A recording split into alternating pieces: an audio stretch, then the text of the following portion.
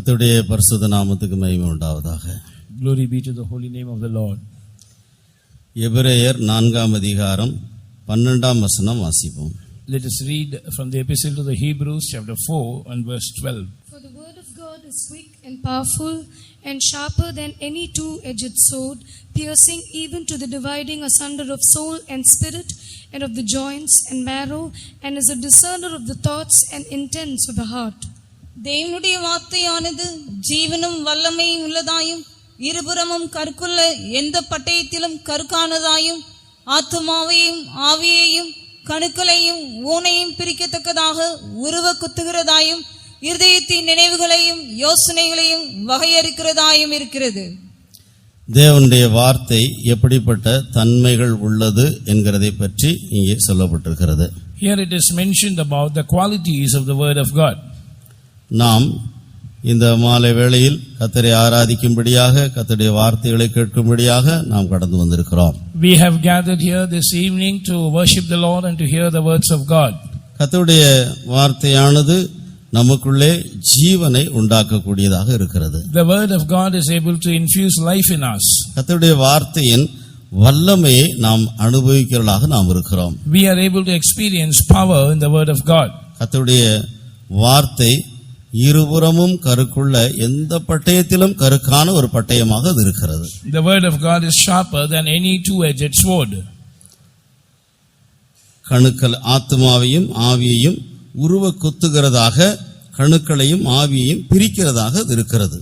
Piercing even to the dividing asunder of soul and spirit and of the joints and marrow. இருதயத்தின் நினைவுகளையும் யோசனைகளையும் வகையறுக்கிறதாக கர்த்தருடைய வார்த்தையானது காணப்படுகிறது. And the word of God is a discerner of the thoughts and intents of the heart. ஆண்டவராய் இயேசு கிறிஸ்து தான் வார்த்தையாக அவர் இருக்கிறார்.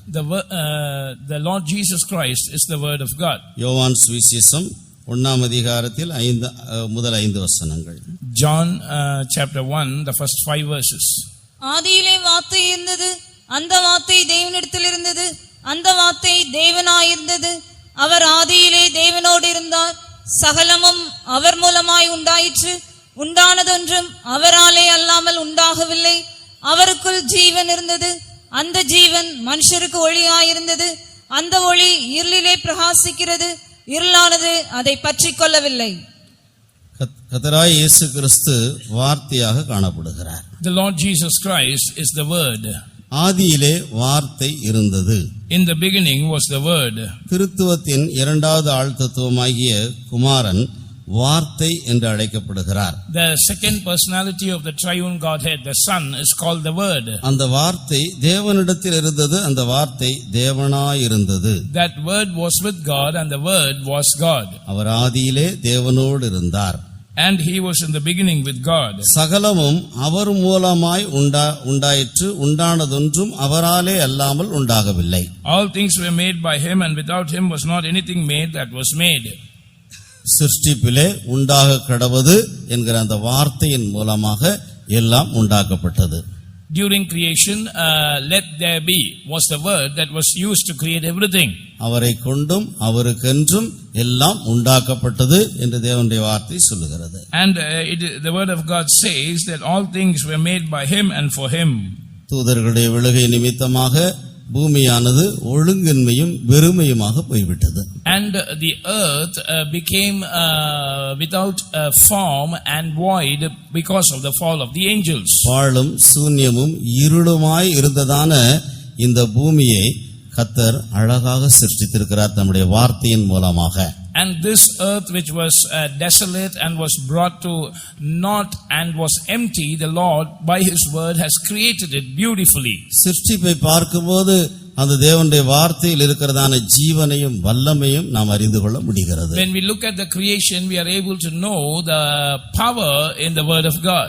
நல்ல அழகான மலைகள், பள்ளத்தாக்குகள், அழகழகான நல்ல நீரோடைகள், நதிகள், கடல்கள், இவ்விதமாக பல்வேறு சிருஷ்டிப்புகளை நாம் பார்க்கிறோம். We are able to see beautiful hills and valleys and beautiful streams and rivers and oceans, and all things that are created are beautiful. காட்டு மிருகங்கள், நாட்டு மிருகங்கள், நீர்வாழும் ஜந்துக்கள், நல்ல அழகழகான பறவைகள், இப்படி எல்லாம் நாம் பார்க்கிறோம் எல்லாம் அவருடைய வார்த்தையினால் உண்டாக்கப்பட்டது. And we see the beasts of the field and the domestic animals and beautiful birds and creeping things, all were created by the word of God. கர்த்தர் தம்முடைய வார்த்தையை அனுப்பி இந்த பூமியின் ரூபத்தை புதிதாக்கி இருக்கிறார். The Lord sent his word and has made the form of this earth to be renewed.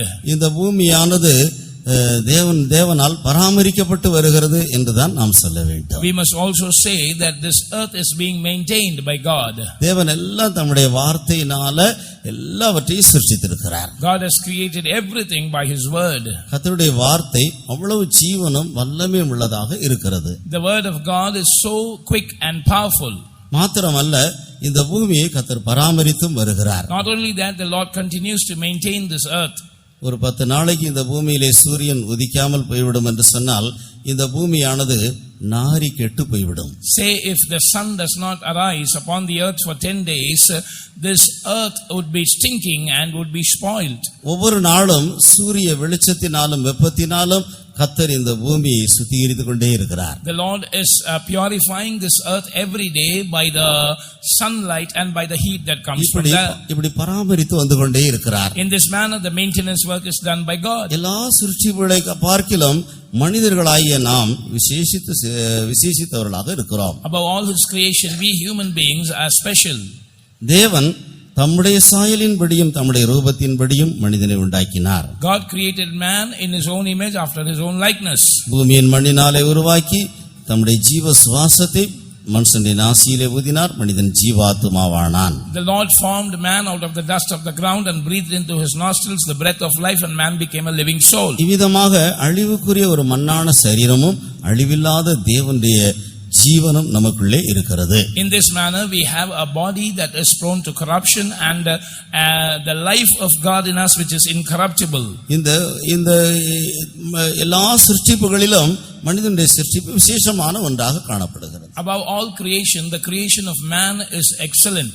கர்த்தர் இந்த மனிதனை குறித்து ஒரு மேலான நோக்கம் உடையவராக இருந்தார். God has a special plan about mankind. அதைத்தான் எபேசியர் 1ஆம் அதிகாரம் 4ஆம் வசனத்திலே நாம் படிக்கிறோம். We read about that in Ephesians chapter 1 and verse 4. தமக்கு முன்பாக நாம் அன்பில் பரிசுத்தமுள்ளவர்களும் குற்றமில்லாதவர்களுமாய் இருப்பதற்கு அவர் உலகத் தோற்றத்துக்கு முன்னே கிறிஸ்துவுக்குள் நம்மை தெரிந்து கொண்டபடியே. உலகத் தோற்றத்துக்கு முன்னே கிறிஸ்துவுக்குள் அவர் நம்மை தெரிந்து கொண்டார். He has chosen us in Christ Jesus before the foundation of the world. தமக்கு முன்பாக அன்பிலே பரிசுத்தமும் அன்பிலே குற்றமில்லாதலுமாய் இருக்கும்படியாக உலகம் உண்டாக்கப்படுவதற்கு முன்பே நாம் தெரிந்து கொள்ளப்பட்டோம் என்று இந்த வசனம் சொல்லுகிறது. This verse has mentioned that we have been chosen before the foundation of the world, that we should be holy and without blame before him in love. உலக தோற்றத்துக்கு முன்னே நாம் தெரிந்து கொள்ளப்பட்டோம் என்று சொன்னால் அப்ப நம்ம எங்க இருந்தோம்? If we were chosen before the foundation of the world, where were we? நானும் நீங்களும் உலகம் உண்டாக்கப்படுவதற்கு முன்பே பிதாவாகிய தேவனுடைய மனதிலே நாம் இருந்தோம். You and I, before the world was founded, we were in the mind of God the Father. அருமையானவர்களே, நன்றாக சிந்தித்து பாருங்கள். உலகம் உண்டாக்கப்படுவதற்கு முன்பே பிதாவாகிய தேவனுடைய மனதிலே நாம் இருந்தோம். Beloved ones, just examine carefully. Before the world was founded, we were in the mind of God the Father. நம்மை குறித்து ஒரு நோக்கத்தோடு அவர் தம்முடைய மனதிலே நம்மை வைத்திருந்தார். With a definite purpose concerning us, he had us in his mind. நாம் அன்பிலே பரிசுத்தமும் குற்றமில்லாதவர்களுமாய் மாற்ற உருவாக்கப்பட வேண்டும் என்கிற அந்த திட்டமும் நோக்கம் உடையவராக அவர் காணப்பட்டார். He had that plan and purpose concerning us, that we should be made holy and blameless before him in love. அந்த நோக்கம் நிறைவேறும்படியாக கிறிஸ்து இயேசுவுக்குள் அவர் நம்மை தெரிந்து கொண்டார். For that purpose to be fulfilled, he chose us in Christ Jesus. கிறிஸ்து இயேசுவுக்குள் தெரிந்து கொண்டார் என்று சொன்னால் அந்த கிறிஸ்து இயேசுவை கொண்டுதான் அந்த நோக்கம் நிறைவேறும். If he has chosen us in Christ Jesus, it means that that purpose would be fulfilled only through Christ Jesus. அதற்காகத்தான் தம்முடைய ஒரே பேரான குமாரனை இந்த உலகத்திலே அவர் அனுப்பி கொடுத்தார். It is for that purpose that he sent his only begotten son into this world. தேவன் தம்முடைய ஒரே பேரான குமாரனை விசுவாசிக்கிறவன் எவனோ அவன் கெட்டு போகாமல் நித்திய ஜீவனை அடையும்படிக்கு அவரை தந்தருளி இவ்வளவாய் உலகத்தில் அன்பு கூர்ந்தார் என்று நேற்றைய தினத்தில் நாம் கேட்டோம். Yesterday we heard that for God so loved the world that he sent his only begotten Son into this world, that whosoever believeth on him should not perish but have everlasting life.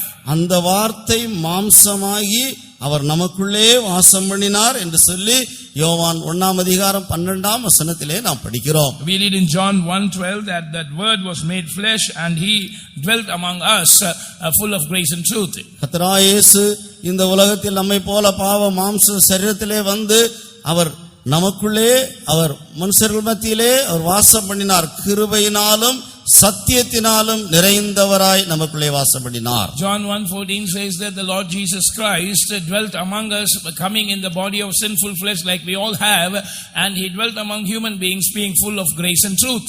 ஒரு பக்கம் நம் மீது தம்முடைய கிருபையை அவர் வெளிப்படுத்திக் கொண்டிருந்தார், மறுபக்கம் அவர் சத்தியத்தையும் வெளிப்படுத்திக் கொண்டிருந்தார். On one side he was bestowing his grace upon us, on the other side he was revealing his truth as well. நானே வழியும் சத்தியமும் ஜீவனுமாய் இருக்கிறேன் என்று அவர் சொன்னார். He said, I am the way, the truth and the life.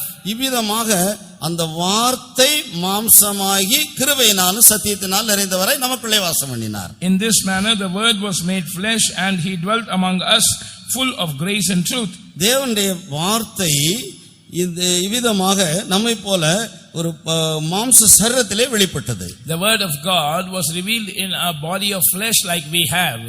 ஆதலால் தான் யோவான் 1 யோவான் 1 முதல் 2 வசனங்களை நாம் படிக்கும்போது, That is why we read in the first epistle of John chapter 1 verses 1 and 2. ஆதி முதல் இருந்ததும் நாங்கள் கேட்டதும் எங்கள் கண்களினாலே கண்டதும் நாங்கள் நோக்கி பார்த்ததும் எங்கள் கைகளினாலே தொட்டதுமாயிருக்கிற ஜீவ வார்த்தையை குறித்து உங்களுக்கு அறிவிக்கிறோம். அந்த ஜீவன் வெளிப்பட்டது, பிதாவினிடத்தில் இருந்ததும் எங்களுக்கு வெளிப்பட்டதுமான நித்தியமாயிருக்கிற அந்த ஜீவனை நாங்கள் கண்டு அதை குறித்து சாட்சி கொடுத்து அதை உங்களுக்கு அறிவிக்கிறோம். இந்த தேவனுடைய வார்த்தை ஆதி முதல் இருந்தது என்று சொல்லுகிறார். He says that this word of God was from the beginning. அந்த வார்த்தையை நாங்கள் கேட்டோம் என்று சொல்லுகிறார். He says we have heard that word. கிறிஸ்துவின் மூலமாய் உண்டான அந்த வார்த்தையை அவர்கள் கேட்டார்கள். They heard the word which was through Christ. எங்கள் கண்களினாலே நாங்கள் அந்த வார்த்தையை கண்டோம் என்று சொல்லுகிறார். And he says which we have seen with our eyes. அந்த ஆதி அப்போஸ்தலர் காலத்திலே கர்த்தராகிய இயேசு கிறிஸ்து அவர்களைப் போல இந்த மாம்ச சரீரத்திலே அவர் காணப்பட்டார். அந்த வார்த்தையாகிய கிறிஸ்துவே, அந்த வார்த்தையை அவர்கள் கண்களினால் கண்டார்கள். And the early apostles saw that word who was Christ with their own eyes, because he was seen in physical form in the body of flesh like they had. ஏதோ அவர் ஒரு கற்பனை பாத்திரமாக கண்டார்கள் என்று அல்ல. They did not see him as some imaginative figure. இங்கே தர்மராஜ் இருக்கிறார். இவர் உண்மையாகவே ஒரு நபராக இவர் இங்கே நிற்கிறார். Brother Dharmaraj is standing here. He is a real person. ஏதோ கற்பனையில இங்க தர்மராஜ்னு ஒரு ஆள் நிக்கிறாரு அப்படின்னு நம்ம நினைச்சிட்டு இருக்கிறதல்ல. We are not just imagining that somebody called Brother Dharmaraj is standing here. அதுபோல அந்த வார்த்தையை நாங்கள் எங்களுடைய கண்களால கண்டோம். இயேசுவாகி அந்த வார்த்தையை தங்களுடைய கண்களினால் கண்டார்கள். When they say which we have seen with our eyes, they saw Jesus, the word of God, with their eyes. கண்டு அந்த வார்த்தையை நோக்கி பார்த்தார்கள், பார்த்து கொண்டே இருந்தார்கள். And then he says which we have looked upon, which means they looked and continued to look. ஏனென்றால் அவருடைய எல்லா அந்த அசைவுகளும் எல்லா ஆக்டிவிட்டீஸும் அவர்கள் நோக்கி பார்க்கிறதுக்கு ஏதுவாக இருந்தது. Because all his activities and movements were for them to see with their eyes. அவருடைய வார்த்தைகளை அவர்கள் நோக்கி பார்த்து கேட்கக்கூடிய நிலவரத்தில் காணப்பட்டது. And his words were such that they were able to look upon it and listen to it. அவர் செய்தான கிரியைகள் எல்லாம் கூட அவர்கள் மிகவும் கூர்ந்து நோக்கி பார்த்து கொண்டே இருந்தார்கள். All the works or activities that he did, they were keenly observing them. அதாவது அவர் செய்த எல்லா அந்த வார்த்தை செய்த எல்லா கிரியைகளையும் அவர்கள் நோக்கி பார்த்தார்கள் என்று சொன்னால் அது விருப்பத்தோடு ஆச்சரியப்பட்டு மிகவும் பூரிப்போடு பார்க்கக்கூடிய கிரியைகளாக இருந்தது. And when they say that which we have looked upon, the works which the word of God, that is Christ, performed were for them to look with a great eagerness and desire, with a great marvel and with a great joy. இந்த தேவனுடைய வார்த்தையை எங்கள் கைகளினால் தொட்டோம் என்று சொல்லுகிறார். And they say, this word we have touched on or handled with our hands. கர்த்தருக்கு மகிமை உண்டாவதாக. Glory be to God. அப்ப அந்த ஆதி அப்போஸ்தலருடைய காலத்திலே கிறிஸ்து இந்த பூமியிலே அவர் காணப்பட்டார்.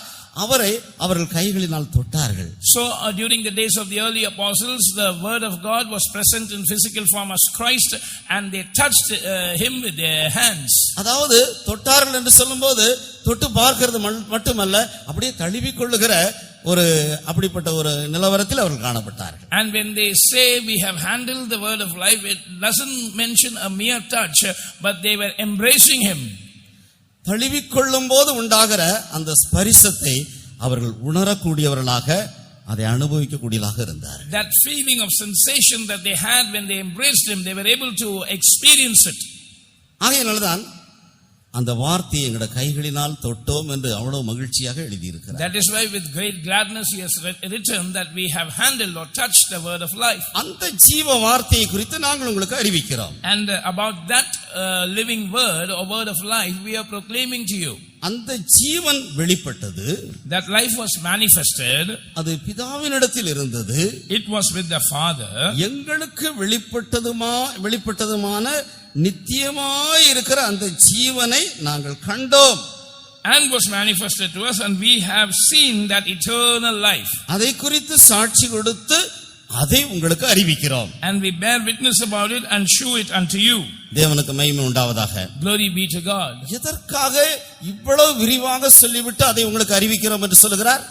Why does he give such a vivid description and then say we declare it unto you? 3ஆம் வசனத்திலே அவர் சொல்லுகிறார், நீங்கள் எங்களோட ஐக்கியமுள்ளலாய் இருக்கும்படி நாங்கள் கண்டும் கேட்டும் இருக்கிறதை உங்களுக்கும் அறிவிக்கிறோம். எங்களுடைய ஐக்கியம் பிதாவோடும் அவருடைய குமாரனாய் இயேசு கிறிஸ்துவோடும் இருக்கிறது. In verse 3 he says, that which we have seen and heard declare we unto you, that ye also may have fellowship with us, and truly our fellowship is with the Father and with his Son Jesus Christ. ஒரு மெய்யான தேவனுடைய ஊழியக்காரனுடைய ஐக்கியமானது பிதாவாகிய தேவனோடும் குமாரனாய் இயேசு கிறிஸ்துவோடும் இருக்கிறது. The fellowship of a true servant of God is with God the Father and with his Son Jesus Christ. இவ்விதமாக ஐக்கியமாய் பிதாவோடும் குமாரனோடும் ஐக்கியமாய் இருக்கிற ஒரு தேவனுடைய ஊழியர்களை கொண்டுதான் இப்படி ஒரு கூட்டம் ஜனங்களை தங்களோடு ஐக்கியப்படுத்திக் கொள்ள முடியும். Only servants of God who have that real fellowship with God the Father and the Son Jesus Christ can unite a group of people with God. பிதாவாகிய தேவனோடு குமாரனாய் இயேசு கிறிஸ்துவோடு ஐக்கியமாய் இராத எந்த தேவனுடைய ஊழியர்களும் ஒரு ஜனக்கூட்டத்தை தங்களோடு கூட ஐக்கியப்படுத்திக் கொள்ள முடியாது. No servant of God who doesn't have a true fellowship with God the Father and the Son Jesus Christ can unite a group of people to have fellowship with them. ஏதாவது வித்தைகளை காண்பித்து, ஏதாவது நடனம் பண்ணி, ஜனங்களை கவருகிற மாதிரி காரியங்களை செய்து அப்படியெல்லாம் ஜனக்கூட்டத்தை கூட்டுகிற ஒரு அனுபவம் அல்ல இது. This is not an experience of doing some gimmick or some dance or some outward show to gather a crowd. அவர்கள் அதை பார்த்துட்டு அப்படி போய் விடுவார்கள். They will just have a look at it and then go away. ஆனால் இந்த அனுபவம் என்ன? But what is this experience? இந்த தேவனுடைய வார்த்தையானது உங்களை எங்களோடு கூட ஐக்கியப்படுத்தி விடுகிறது. This word of God unites you with us. நீங்கள் பிரதிஷ்டையுள்ள தேவனுடைய ஊழியர்களோடு வைத்திருக்கிற அந்த ஐக்கியத்தின் நிமித்தமாக பிதாவாகிய தேவனோடும் குமாரனாய் இயேசு கிறிஸ்துவோடும் ஐக்கியமாகி விடுகிறீர்கள். You are united with the Father and with the Son Jesus Christ because of that fellowship which you have with the consecrated servants of God. நீங்கள் எங்களோடு ஐக்கியமுள்ளவர்களாக இருக்கும்படியாக நாங்கள் கண்டும் கேட்டும் இருக்கிறதை உங்களுக்கு அறிவிக்கிறோம். That which we have seen and heard declare we unto you, that ye also may have fellowship with us. அந்த தேவனுடைய வார்த்தையை நாங்கள் உங்களுக்கு அறிவிக்கிறோம். We declare that word of God to you. எதற்காக இந்த அனுபவம்? Why is this experience? நாம் உலக தோற்றத்துக்கு முன்னே தெரிந்து கொள்ளப்பட்டவர்கள். We have been chosen before the foundation of the world. அன்பிலே பரிசுத்தமும் அன்பிலே குற்றமில்லாதவர்களுமாய் இருக்கும்படியாக ஒரு கூட்டம் ஜனங்கள் உருவாக்கப்பட வேண்டும் என்பது அது உலக தோற்றத்துக்கு முன்னே பிதாவாகிய தேவனுடைய நோக்கமாக இருந்தது. அவருடைய மனதிலே நாம் இருந்தோம். It was the purpose of God the Father before the foundation of the world that a group of people holy and blameless before him love should be formed, and for that purpose we were found in the mind of God. நாம் யாரும் நாமாக ரட்சிக்கப்படவில்லை, நாமாக இந்த ஆவிக்குரிய அனுபவங்களை அடைந்து கொள்ளவில்லை. None of us were saved on our own, neither did we come into this spiritual experience on our own. இந்த விசுவாச வீட்டின் ஐக்கியத்திலே நீங்கள் ஒரு தேவனுடைய ஊழியர்களாகவோ அல்லது நீங்கள் ஒரு விசுவாசிகளாகவோ இணைக்கப்பட்டிருக்கிறீர்கள் என்று சொன்னால், நீங்கள் உலக தோற்றத்துக்கு முன்னே பிதாவாகிய தேவனுடைய மனதில் இருந்தீர்கள். If you are united in the fellowship of the faith home as a worker or as a child of God, it means that you were in the mind of God the Father before the foundation of the world. ஆதலால் இந்த விசுவாச வீட்டின் ஐக்கியத்தில் தேவனுடைய ஊழியர்களாய் விசுவாசிகளாய் நீங்கள் இணைக்கப்பட்டிருக்கிறீர்கள். Therefore you have been united as servants of God and believers in the fellowship of the faith home. எந்த விதமான பூமிக்குரிய கணம், மேன்மை, புகழ்ச்சி, ஏதாவது பூமிக்குரிய நன்மை, இப்படிப்பட்டதான காரியங்களை நாங்கள் வழங்கி எங்களோடு உங்களை ஐக்கியப்படுத்திக் கொள்ளவில்லை. We did not offer you some earthly fame or excellency or sublime experience or reputation and unite you with us. இந்த ஐக்கியத்தில் நீங்கள் நிரந்தரமாக நிலைத்திருக்க கூடாதபடிக்கு பல பரீட்சைகள், சோதனைகள் காணப்படுகிறது. There are many trials and temptations so that you cannot abide permanently or till the end in this fellowship. மறுபக்கத்திலே இந்த ஐக்கியத்தில் நீங்கள் ஒரு பற்றுதலோடு பிடிப்போடு நீங்கள் நிற்பதற்கு புறம்பான ஏதுக்கள் ஒன்றுமே இல்லை. On the other side, there are no external props to facilitate you to have a grip, a hold on this fellowship. ஆனா நிக்கிறீங்க, எது உங்களை நிறுத்தி வைத்திருக்கிறது? But you are standing. What has made you to stand? தேவனுடைய வார்த்தை, the word of God.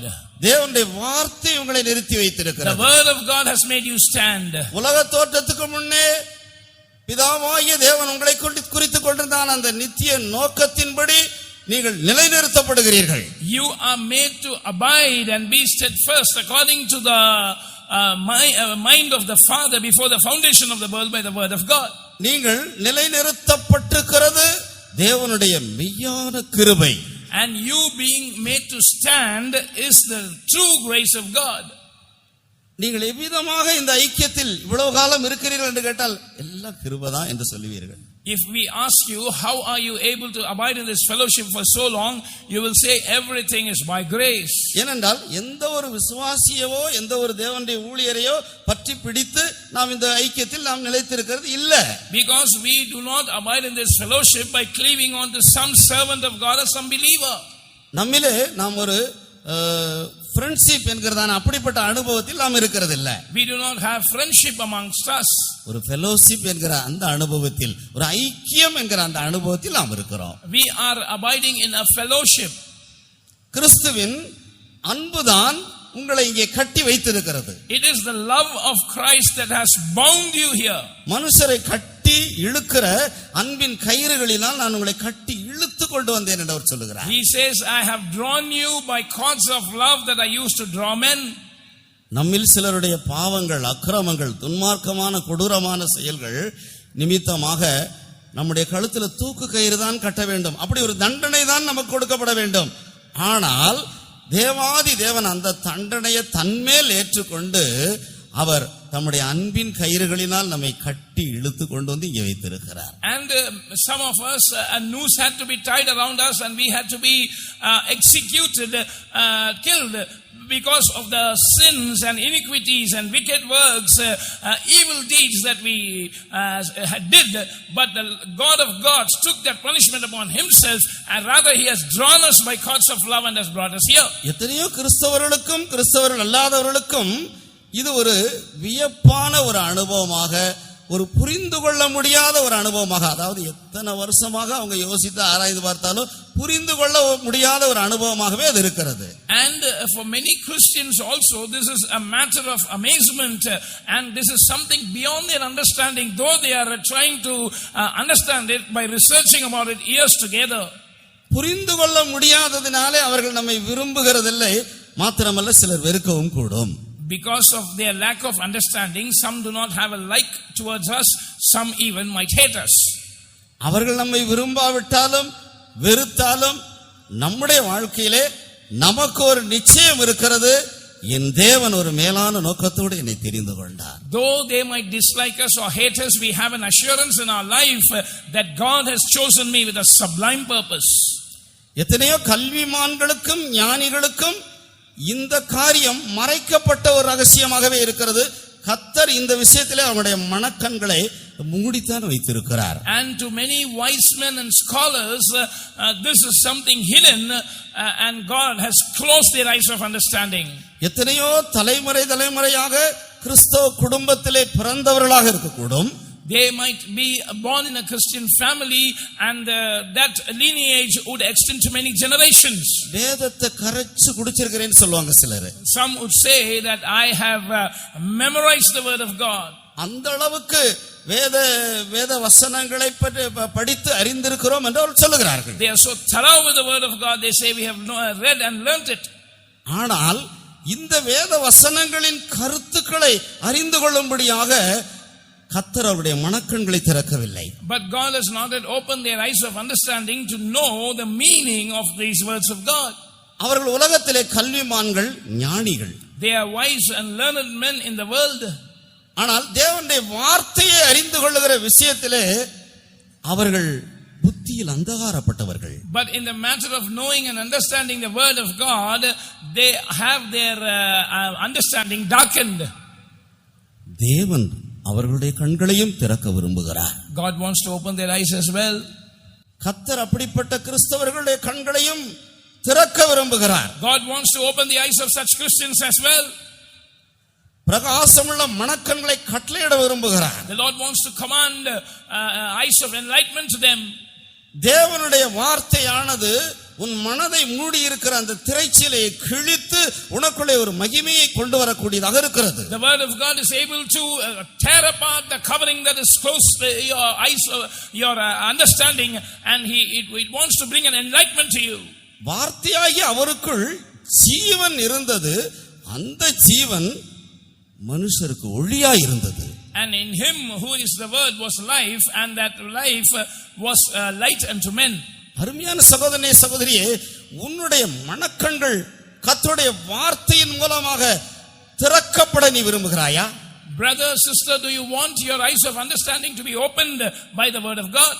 உன்னுடைய புத்தியில் காணப்படுகிற அந்தகாரம், அந்த குருட்டாட்டத்திலே இருந்து நீ விடுவிக்கப்பட விரும்புகிறாயா? Do you want to be delivered from that darkness, from that blindness in your eyes of understanding? நிச்சயமாகவே நீங்கள் அப்படி விரும்புவீர்கள் என்று சொன்னால் பாக்கியசாலிகள். Truly, if you desire it, you are blessed. கர்த்தருடைய வார்த்தை உங்களுக்கு வெறுமையாய் அனுப்பப்படுகிறதில்லை. The word of God is not sent to you empty. அது தான் விரும்பின காரியத்தை செய்து நிறைவேற்றும்படியாக அது அனுப்பப்படுகிறது. It is sent so that it can fulfill the work that it has desired to do. நீங்கள் ஏற்றுக்கொள்ள மறுத்தாலும் அது உங்களிலே செய்ய விரும்புகிற காரியங்களை செய்து உங்களிலே ஒரு மறுரூபத்தின் வேலையை செய்து விடுகிறது. Though you refuse to accept it, it does the work that it wants to do in you and works a transformation in you. உங்களுடைய வாழ்க்கையை சரியான திசையிலே அது திருப்பி கொண்டு வரக்கூடிய வார்த்தை. It is able to turn your life into the right direction. தேவனுடைய வார்த்தையானது அது ஜீவனும் வல்லமையும் உள்ள ஒன்றாக இருக்கிறது. The word of God is quick and powerful. கர்த்தருடைய வார்த்தை ஒரு மனிதனுக்குள்ளே பிரவேசிக்கும் போது அவனுக்குள் இருக்கிற எல்லா பாவ இருள் அவனை விட்டு நீங்கி போய்விடும். When the word of God enters into a man, all the darkness of sin that is in him will be dispelled. உலகத்திலேயே நம்பர் பாவி, நான் அவ்வளவு பாவம் செஞ்சிருக்கிறேன், அவ்வளவு பாவத்திலிருந்து இயேசு என்னை விடுவிப்பாரா என்கிற அந்த கேள்வியை நீ கேட்டுக்கொண்டிருக்கிறாய். You are asking a question that I am the chiefest sinner in this world. I have committed so much sin. Can Jesus set me free from it? அவருடைய பதில் என்ன? What is his answer? பலமுள்ளவனுக்காகிலும் பலவீனனுக்காகிலும் உதவி செய்வது தேவனுக்கு மிகவும் அற்பமான லேசான காரியம். It is a light thing for God to help those who have strength or those who lack strength. உங்கள் பாவங்கள் சிவேர் என்று இருந்தாலும் அது பஞ்சை போல் வெண்மையாகும், அது இரத்தாம்பர சிவப்பாய் இருந்தாலும் உறைந்த மழையை போல் வெண்மையாகும். Though your sins be red as scarlet, it will be white as snow, and though it shall be red like crimson, they shall be as wool. உன்னுடைய எல்லா பாவ கரைகளையும் இன்றைக்கு ஆண்டவராய் இயேசு கிறிஸ்துவினுடைய இரத்தம் கழுவி சுத்திகரிக்கிறது. Today the blood of Jesus is washing and cleansing you from all the stains of sin. கர்த்தருடைய வார்த்தை, அந்த வார்த்தையாகிய கிறிஸ்து உன்னை ஒரு பரிசுத்தவானாய் ஒரு பரிசுத்தவாட்டியாய் காண்கிறார். The word of God or the word which is Christ sees you as a holy man, holy woman. உன்னுடைய பார்வையிலே உன்னை நீ ஒரு அருவருப்பான ஒரு நபராக நீ கண்டு கொண்டிருக்கலாம். In your own sight you might be abominable to you. கிறிஸ்துவோ தம்முடைய விசுவாச கண்களினால் உன்னை காண்கிறார். But Christ sees you with the eyes of faith. உன்னை அவரை போல பரிசுத்தவானாக உன்னை மாற்ற முடியும். He can change you to be a holy person like he is.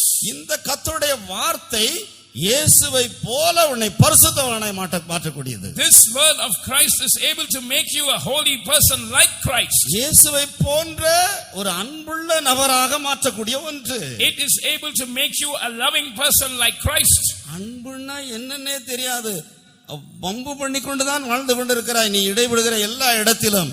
ஆனால் அப்படிப்பட்ட உன்னை இயேசுவை போன்ற அன்புள்ள ஒரு நபராக அவரால் மாற்ற முடியும். You do not know what does love mean. You are a troublemaker working out mischief in all your dealings, but the Lord can make you a loving person like he is. உன்னுடைய முரட்டாட்டங்கள், உன்னுடைய பிடிவாத குணங்கள், உன்னுடைய அடங்காத தன்மைகள் இவைகளையெல்லாம் கண்டு அவர் சோர்ந்து போவாரா? ஒருபோதும் அந்த தேவனுடைய வார்த்தை சோர்ந்து போகாது. And will he faint or be wearied looking at your stubbornness, your rebellion and your refusal to oblige? He will never faint. ஏனென்றால் உலக தோற்றத்துக்கு முன்னே தேவனாகிய கர்த்தர் உன்னை அன்பிலே பரிசுத்தமும் அன்பிலே குற்றமில்லாத ஒரு ஆளாக கண்டிருக்கிறார். ஆனபடியினால் அவர் சோர்ந்து போக மாட்டார், நம்பிக்கை இழந்து விட மாட்டார். உன்னை நிச்சயமாக அந்த அனுபவத்துக்கு கொண்டு வருவார். Because he has seen you in Christ Jesus as a holy and blameless person in love before the foundation of the world, he will not be discouraged. He will not faint looking at your present state. Rather, he will bring you definitely into that experience. ஆகவேதான் இந்த கர்த்தருடைய வார்த்தையை அவர்கள் அனுபவித்தார்கள். ஆகையினால்தான் கண்டோம், கேட்டோம், அதை தொட்டு பார்த்தோம், அதை நோக்கி பார்த்தோம், இப்படி எல்லாம் என்னெல்லாம் சொல்லணுமோ சொல்லிட்டே இருக்கிறாங்க. They experienced this word of God, and therefore they were they were at the loss of words to describe it. They used various adjectives that which we have heard, which we have seen with our eyes, which we have looked upon and which our hands have handled. சகோதரனே சகோதரியே, இந்த தேவனுடைய வார்த்தையில் உள்ள ஆசீர்வாதங்களை நீ உன் வாழ்க்கையிலே அனுபவிக்கும் போது இந்த யோவான் சொல்லுகிறத போல நீ இன்னும் பல மடங்கு சொல்ல ஆரம்பிச்சிருவ. Beloved child of God, when you experience the blessings contained in the word of God in your own life, more than what John the Divine says, you will be explaining it manifold. கர்த்தருடைய வார்த்தை பசும் பொன்னிலும் விரும்பப்படத்தக்க ஒன்றாக இருக்கிறது. The word of God is more desirable than pure gold. கர்த்தருடைய வார்த்தை தேனிலும் தேன் கூட்டிலிருந்து ஒழுகும் தெளி தேனிலும் மதுரம் உள்ளதாக இருக்கிறது. The word of God is sweeter also than honey and the honeycomb.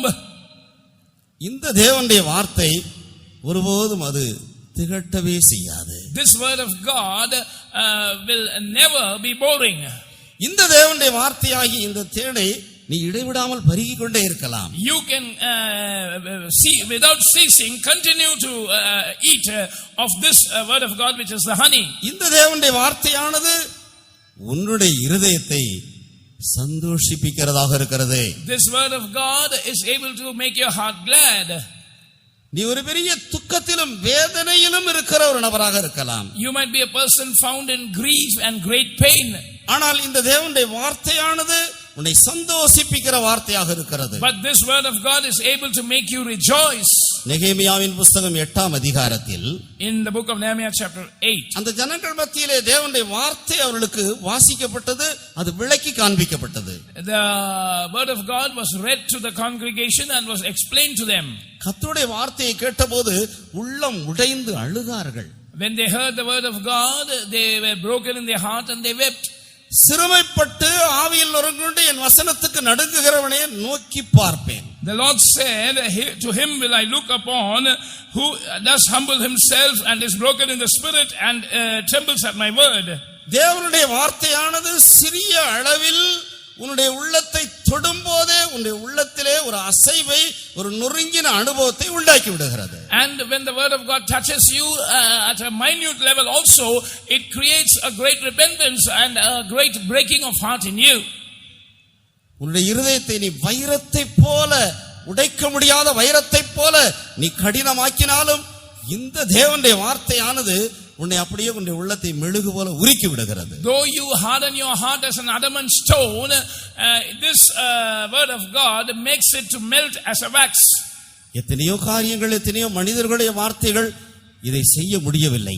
Many things couldn't do this, even words of men couldn't.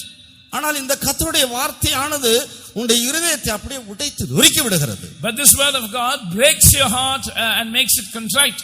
கர்த்தருடைய வார்த்தை விளக்கி காண்பித்த போது, அவர்கள் கர்த்தருடைய வார்த்தையை உணர்ந்து கொண்ட போது, அவர்கள் அப்படியே மனங்கசந்து அழுதார்கள்.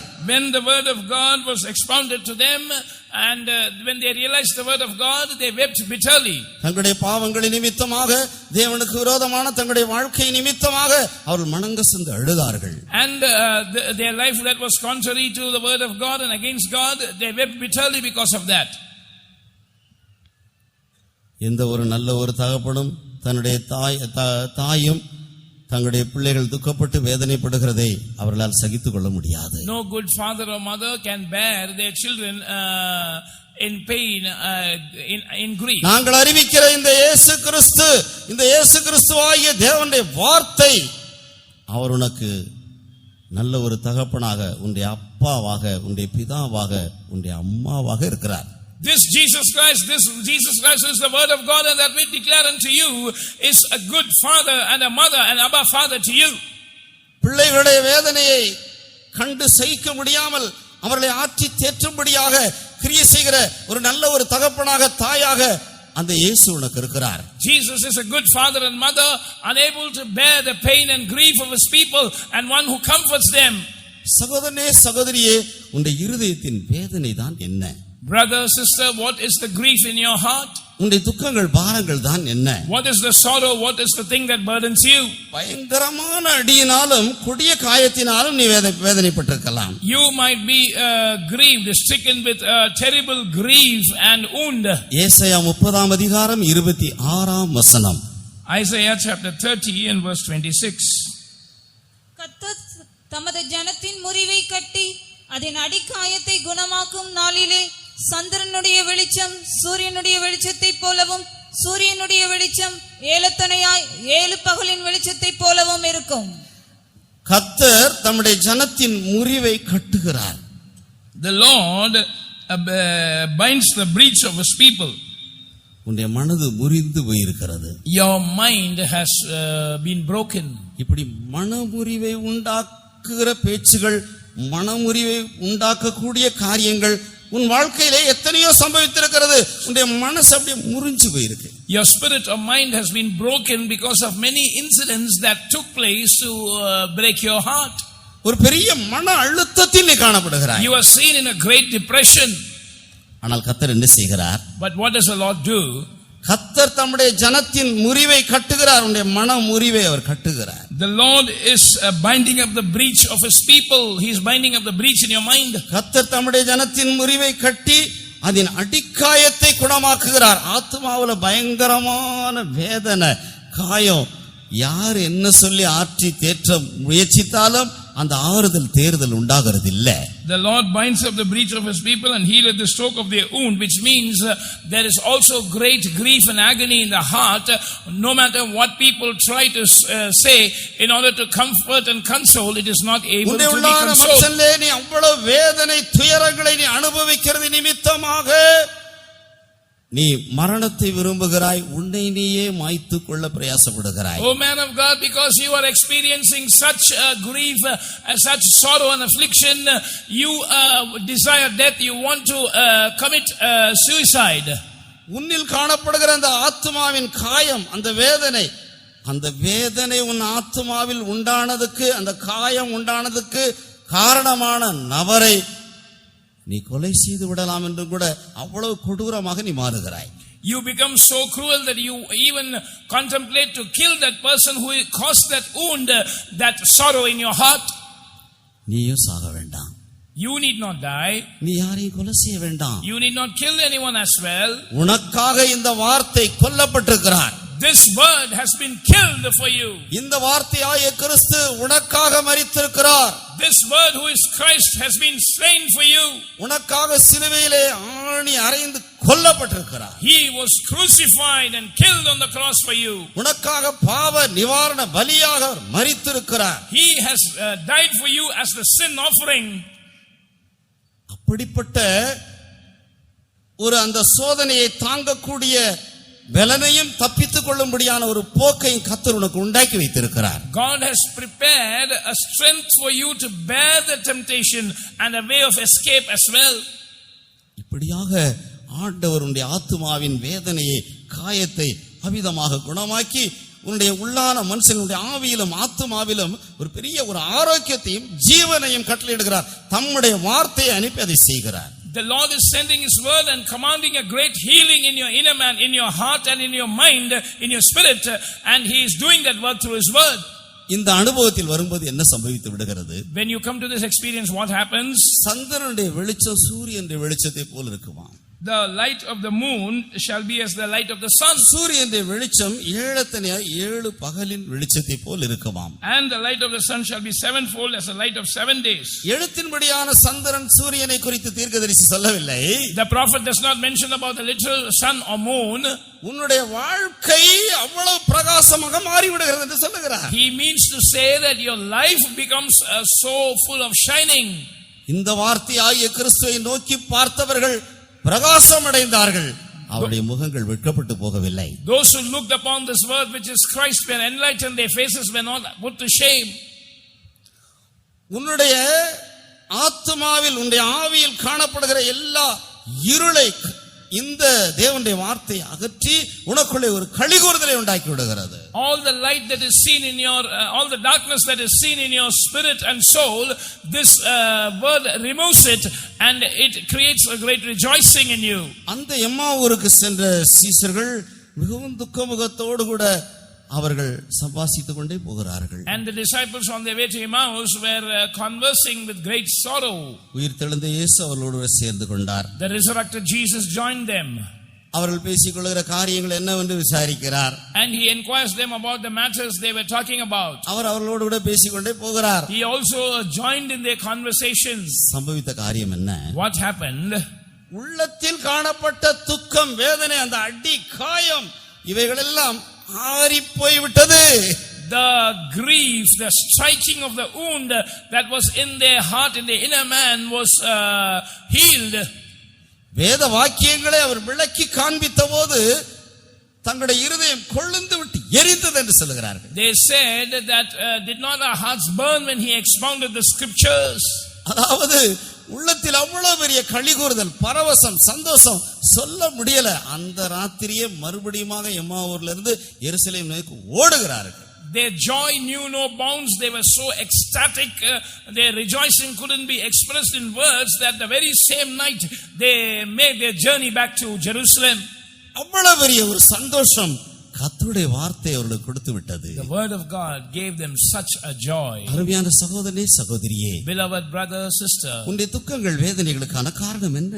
what is the reason for your sorrow and pain? உன்னுடைய எப்பேற்பட்ட துக்கங்கள், வேதனைகளை, உன்னுடைய உள்ளத்தின் காயங்களை ஆற்றக்கூடிய மருந்துதான் இந்த தேவனுடைய வார்த்தை. This word of God is the medicine that can heal whatever wound that might be in your heart. நீ மதுபானம் மருந்துகிறதுனாலயோ வேறு எது களியாட்டுகளை செய்கிறதுனாலயோ உன்னுடைய உள்ளத்தின் காயங்கள் ஒருபோதும் மாறாது. The wound of your heart will never be cured by you drinking alcohol or by engaging in pleasures of sin. வேறு எந்த காரியங்களை செய்கிறதுனாலும் ஆறாது. It will not be cured by engaging in some other deed. ஒரே ஒரு நிவாரணம், தக்க நிவாரணம், அதுதான் சரியான மெய்யான நிகரற்ற ஒரு நிவாரணம். There is only one remedy, one relief, and that is the appropriate and incomparable and matchless remedy. ஏனென்றால் ஏசாயா தீர்க்கதரிசி 53ஆம் அதிகாரத்தில் சொல்லி இருக்கிறார், அவர் நம்முடைய பாவத்தை மட்டுமல்ல நம்முடைய துக்கங்களையும் அவர் சுமந்து இருக்கிறார். Because Isaiah has mentioned in chapter 53 that the Lord has not only carried our sins but also our grief.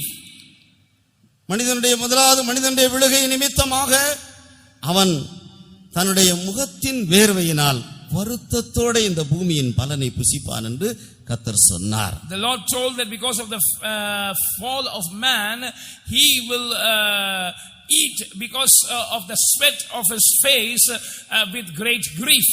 தேவனுடைய வார்த்தைக்கு கீழ்ப்படியாமல் போய் விழுந்து போனதின் விளைவுதான் இந்த அடிக்காயம், இந்த வேதனை, இந்த துக்கம்.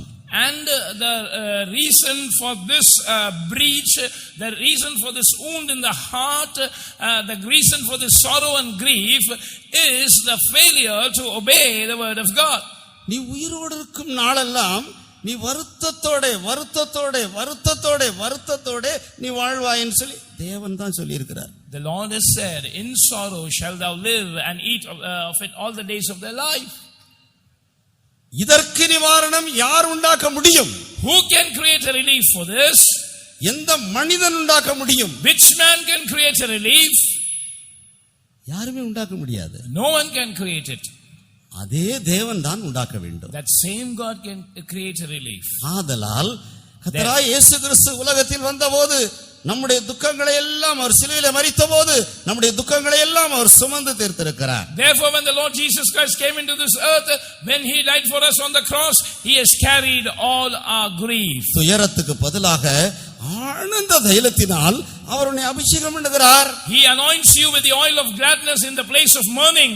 தம்முடைய வார்த்தையை அனுப்பி உன்னுடைய உள்ளத்தின் காயங்களை ஆற்றிவிட்டு பரிசுத்த ஆவியின் வல்லமையினால் உன்னுடைய உள்ளான மனுஷனை நிரப்பி அந்த ஆனந்த தைலத்தினால் உன்னை அபிஷேகம் பண்ணுகிறார். He is sending his word in order to heal the stroke of wound in your heart, and through the power of the Holy Spirit is anointing you with the oil of gladness. இந்த தேவனுடைய வார்த்தை உன் வாழ்க்கையிலே உன்னை அப்படியே படிப்படியாக ஒரு ஆவிக்குரிய அனுபவங்களே கொண்டு போகும்படியாக கிரியை செய்கிறது. And this word of God is working in your life to take you to higher steps, step by step in spiritual life. தாவீது ராஜா பெரிய பாவத்தை செய்தார். King David committed a great sin. உணர்வற்றவராக இருந்தார். He was lacking conviction. பாவங்களை மறைக்கிறவன் வாழ்வடைய மாட்டான் என்று தேவனுடைய வார்த்தை சொல்லுகிறது. The word of God says, he that covereth his sin shall not prosper. அவன் செய்ததான பாவம் மறைவாக இருக்கிறது என்று அவன் எண்ணினான். He thought that the sin which he did was hidden to everyone. ஆனால் தேவனுடைய வார்த்தை நாத்தான் தீர்க்கதரிசியின் மூலமாக அவனுக்கு சொல்லப்பட்டது. But the word of God was told to him through Nathan the prophet. அவன் உள்ளம் உடைந்து விட்டது. His heart was broken. ரட்சணியத்தின் சந்தோஷத்தை எனக்கு திரும்ப தாரும். He says, restore unto me the joy of thy salvation. உற்சாகமுள்ள ஆவி என்னை தாங்கும்படி செய்யும். Let a cheerful spirit uphold me. உம்முடைய சமூகத்தை விட்டு என்னை தள்ளிவிட வேண்டாம். Cast me not away from thy presence. உம்முடைய பரிசுத்த ஆவியை என்னிலிருந்து எடுத்துக்கொள்ள வேண்டாம். Take not thy Holy Spirit from me. கதறிக்கொண்டே இருக்கிறான். He is mourning and groaning. கிருபையாக தேவன் அவனுடைய பாவங்களை மன்னித்தார். Graciously the Lord forgave his sins. அந்த பாவங்களை மன்னிக்கிற இயேசு உன் பாவங்களை தன்மேல் ஏற்றுக்கொண்டு சிலுவையிலே உன் பாவங்களை சுமந்து தீர்த்த இயேசு உன்னுடைய துயரத்தை, உன்னுடைய உள்ளத்தின் வேதனையை கண்டு நீ மனம் திரும்புகிறதை, மனஸ்தாபப்படுகிறதை கண்டு அவர் உனக்கு நித்திய ஜீவனை அளிக்கிறார். That Jesus who carried your sins away on the cross sees the grief in you, sees your penitent heart and you repenting, and he is commanding that eternal life to you. நியாயாதிபதிகளின் புத்தகம் 2ஆம் அதிகாரத்திலே கர்த்தருடைய தூதன் அந்த போகீமுக்கு வந்தார். And in Judges chapter 2 we read that the angel of God came to a place called Bohim. தேவ தூதன் மூலமாக தேவனுடைய வார்த்தை அங்கிருந்த ஜனங்களுக்கு அறிவிக்கப்பட்டது. Rather the word of God was declared to the people there through the angel of God. கர்த்தருடைய வார்த்தையின் மூலமாக அவருடைய புத்தியீனங்கள், குற்றங்குறைகள் எல்லாம் அவர்களுக்கு உணர்த்தப்பட்ட போது உடனே அவர்கள் மிகவும் அழுதார்கள். When their follies, faults and shortcomings were convicted to them by the angel of God, they were weeping bitterly.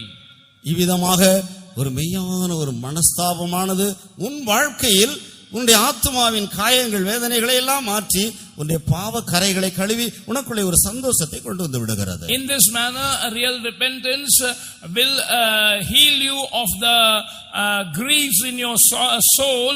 It will cleanse the stains of sin and bring a real joy in your life. நெகேமியாவின் புத்தகம் அந்த 8ஆம் அதிகாரத்திலும் கூட கர்த்தருடைய வார்த்தையை உணர்ந்து கொண்டபோது அவர்கள் மிகவும் மனங்கசந்து அழுதார்கள். In Nehemiah chapter 8 also, when they realized the word of God, they wept bitterly. உடனே எஸ்ரா, நெகேமியா, அங்கிருந்த லேவியர்கள் அனைவரும் இந்த ஜனங்களை ஆறுதல் படுத்த ஆரம்பித்து விட்டார்கள். Immediately Ezra, Nehemiah and the Levites there started to comfort the people. கர்த்தருக்குள் மகிழ்ச்சியாயிருக்கிறதே நம்முடைய பலன். The joy of the Lord is our strength. நீ அழுது புலம்பிக் கொண்டிருக்கிறது பலவீனம். You weeping and mourning is a weakness. ஆதலால் கர்த்தருக்குள் மகிழ்ச்சியாயிருக்கும்படியாக அளவும் விசாரப்படவும் வேண்டாம் என்று அவர்கள் ஆற்றி தேற்றப்பட்டார்கள். So they were told not to mourn or weep, but to be glad in the Lord. மெய்யாகவே தங்களுடைய பாவங்களை உணர்ந்து அழுத போது அவங்களுடைய உள்ளத்துல ஒரு சந்தோஷம் வந்து விட்டது. அது சந்தோஷம் பொங்கி வழிந்தது. ஆனவனால அந்த சந்தோஷத்தை மற்றவங்களுக்கு ஷேர் பண்ணிட்டாங்க. And when they heard the word of God, their hearts were full of joy and it started to overflow that they had no other option but to share it with others. கர்த்தராகிய தேவன் இந்த மாலை வேளையிலே உன் வாழ்க்கையிலே உன்னோடு கூட அழகாக இடைப்பட்டு கொண்டிருக்கிறார். The Lord God is dealing with you very beautifully with your life this evening. தேவனுடைய வார்த்தையை இந்த ஆதி அப்போஸ்தலர்கள் தங்களுக்கு அருளப்பட்ட பரிசுத்த ஆவியை கொண்டு இந்த சுவிசேஷத்தை அறிவித்தார்கள். And the early apostles declared the word of God as gospel through the Holy Spirit that was given to them. நாங்களும் கூட இந்த தேவனுடைய வார்த்தைகளை மனுஷர் போதிக்கிற வசனங்களாக அல்ல, பரிசுத்த ஆவியானவர் போதிக்கிற வார்த்தைகளாக பரிசுத்த ஆவியை கொண்டு இந்த சுவிசேஷத்தை உங்களுக்கு அறிவிக்கிறார். Even we proclaim this gospel to you not as words of men but as word of God through the utterance that the Holy Spirit is giving us. கர்த்தருடைய வார்த்தை என்றென்றைக்கும் நிலைத்திருக்கும் என்று பேதுரு அப்போஸ்தலன் எழுதியிருக்கிறார். Peter the apostle has written that the word of God abideth forever. மாம்சமெல்லாம் புல்லை போல் இருக்கிறது, மனுஷனுடைய மகிமை எல்லாம் புல்லின் பூவை போல் இருக்கிறது. All flesh is as grass and all the glory of man as the flower of grass. புல்லின் பூவானது காலையில் பூத்து மாலையில் அது வாடி போய் விடுகிறது. The flower of the grass blossoms in the morning and withers away in the evening. உதிர்ந்து உலர்ந்து ஒன்றுமில்லாமல் போய் விடுகிறது. And it dries up and withers away and becomes nothing. அருமையான சகோதரனே சகோதரியே, மனுஷரால் வருகிற மகிமையை நீ தேடி போக வேண்டாம். Beloved brother, sister, don't go seeking after the glory that comes from men. மனுஷரால் வருகிற மகிமையை தேடி போகிற ஒரு நபராக நீ இருப்பாய் என்று சொன்னால் தேவன் மேலும் அவருடைய வார்த்தையின் மீதும் உனக்கு விசுவாசம் இருக்காது. If you are a person going after the glory that comes from men, you will not have a faith upon the word of God. அதைத்தான் யோவான் 5ஆம் அதிகாரத்திலே நாம் படிக்கிறோம். We read that in John chapter 5 44ஆம் வசனத்தில், in verse 44. தேவனாலே மாத்திரம் வருகிற மகிமையை தேடாமல் ஒருவரால் ஒருவர் மகிமையை ஏற்றுக்கொள்ளுகிற நீங்கள் எப்படி விசுவாசிப்பீர்கள்? How can ye believe which receive honor one of another and seek not the honor that cometh from God only? நாங்கள் அறிவிக்கிற இந்த தேவனுடைய வார்த்தை உங்களுக்குள் அது ஜீவனையும் வல்லமையும் கொண்டு வர வேண்டுமானால், அந்த வார்த்தையினால் உண்டாகிற ஆசீர்வாதம் உங்களை வந்து சேர வேண்டுமானால் நீங்கள் தேவனுடைய வார்த்தையை விசுவாசிக்க வேண்டும். If the word of God that we proclaim to you has to bring life and power into you, if you have to receive the blessings that come through the word of God, you must believe the word of God. மனுஷரால் வருகிற மகிமையை தேடுகிறவர்களாக இருந்தால் இந்த தேவனுடைய வார்த்தையை நீங்கள் விசுவாசிக்க முடியாது. You cannot believe this word of God if you are given to seeking the honor that comes from men. கர்த்தருடைய வார்த்தையை விசுவாசிக்க முடியாத ஒரு கிறிஸ்தவனாக நாம் இருக்க வேண்டாம். We must not be a Christian who is unable to believe the word that comes from God. கர்த்தருடைய வார்த்தையை விசுவாசிக்காத ஒரு நபராக நீ இருக்கவே வேண்டாம். You need not remain as a person who could not believe the word of God. மெய்யாகவே கர்த்தர் உன் வாழ்க்கையில் உன்னுடைய எல்லா அவிசுவாசங்கள், அவநம்பிக்கைகள், சந்தேகங்கள் எல்லாவற்றையும் எடுத்து போடத்தக்கதாக, விசுவாசத்தை உனக்குள்ளே உருவாக்கத்தக்கதாக கர்த்தர் உன்னோடு இடைபடுகிறார். The Lord is dealing with you in order to take away every unbelief and doubt and hopelessness from your life and infuse faith upon the word of God. எங்கள் மூலமாய் கேள்விப்பட்ட இந்த தேவனுடைய வார்த்தைகளை விசுவாசித்தவன் யார்? Who have believed the word of God that came out from us? கர்த்தருடைய புயம், அவருடைய வல்லமை, கிறிஸ்துவின் ஆசீர்வாதம் யாருக்கு வெளிப்பட்டது? And to whom had the arm of the Lord or the power of Christ been revealed to? மெய்யாகவே கிறிஸ்துவையும் அவருடைய வார்த்தையும் அவருடைய சிலுவையின் மரணத்தையும் அவருடைய உயிர்த்தெழுதலையும் அவரது இரண்டாவது வருகையும் எல்லா காரியங்களையும் உள்ளபடி விசுவாசிக்க கற்றுக்கொள்ளும்படியாக மனுஷரால் வருகிற மகிமையை நீங்கள் தேட வேண்டாம், அதை பலிபீடத்தில் வைத்து விடுங்கள். So that you can believe Christ and His word about the finished work of the cross, about His resurrection, about His second coming as it is. Don't seek the honor that comes from man, rather lay it upon the altar. மெய்யாகவே உன்னை பற்றி தேவனுடைய ஒரு நோக்கம் இருக்கிறது. நீ அன்பிலே பரிசுத்தமும் குற்றமில்லாத நபராக இருக்க உலக தோற்றத்துக்கு முன்னே அவர் உன்னை தெரிந்து கொண்டிருக்கிறார். ஆனபடியினால் நீ மனுஷரால் வருகிற மகிமையை தேடி பூமியில ஏதோ ஒரு பெரிய ஆளா, பிரபல்யமான ஆளா நீ காட்டணும்னு நினைப்பாய். ஆனால் ஒருபோது அது வாய்க்காது. மேலும் மேலும் அவமான சின்னமாக நீ மாறுவாய். On the other hand, there is a definite plan and purpose concerning you that God has to make you a person holy and blameless before Him in love, and this plan has been existing from the foundation of the world. Contrary to that, you are seeking the honor from men and you want to excel in this world that never will prosper. You will become a sign of reproach.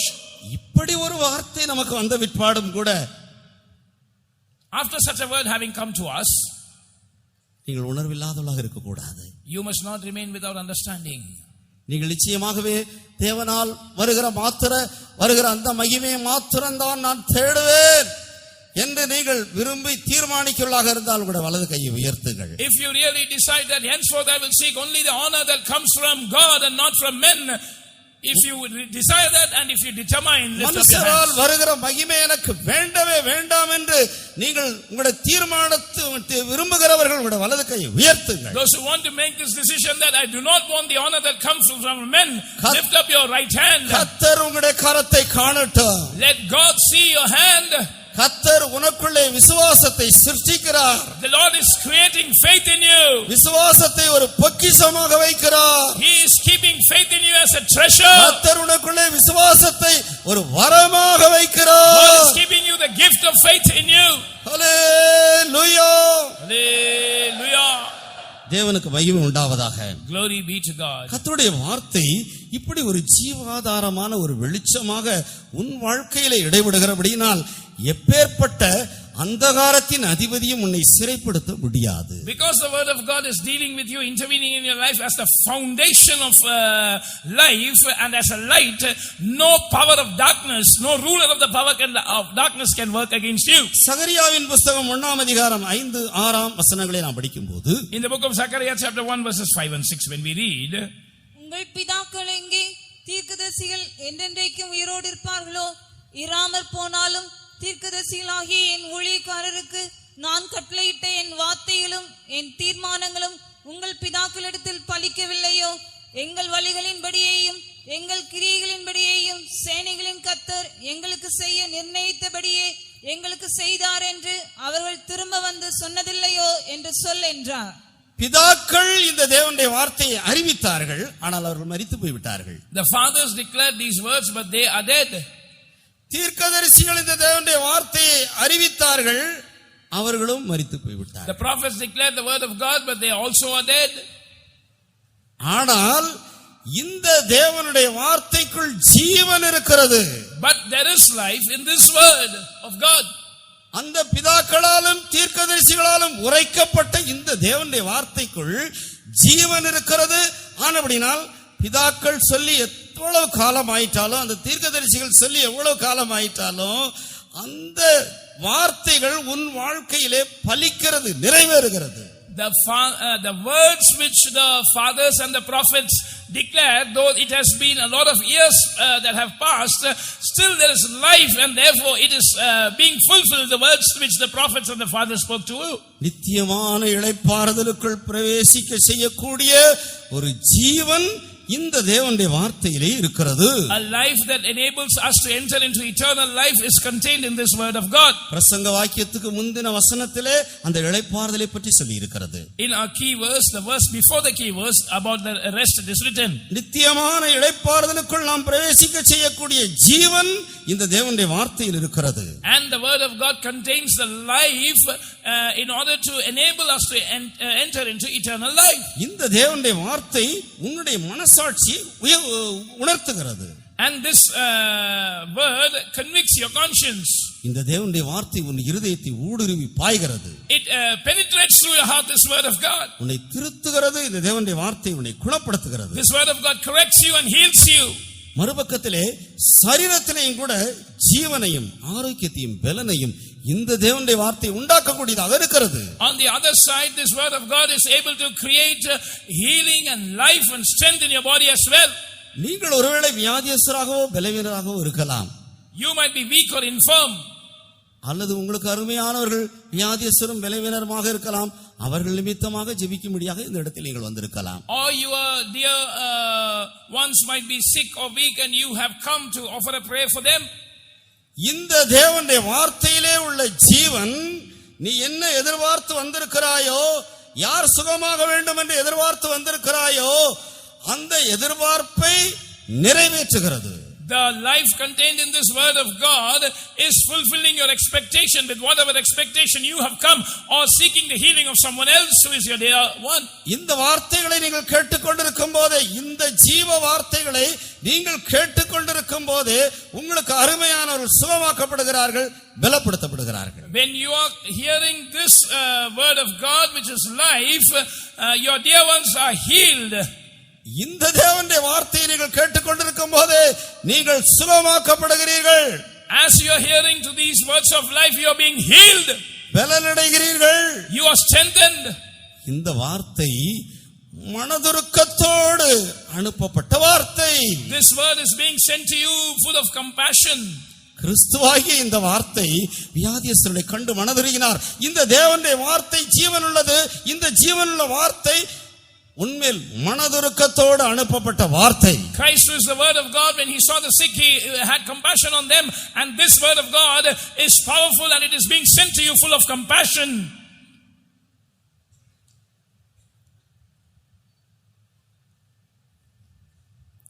சகோதரி சகோதரியே, brother sister, நீங்கள் சரீரத்தில் ஆரோக்கியத்தோடு சுகத்தோடு கர்த்தர் உங்களுக்கு வைத்திருக்கிற அந்த ஆயுசு நாட்கள் வரைக்கும் நீங்க வாழ வேண்டும். You must live with good healing and strength in your body till the days appointed by the Lord for you to live.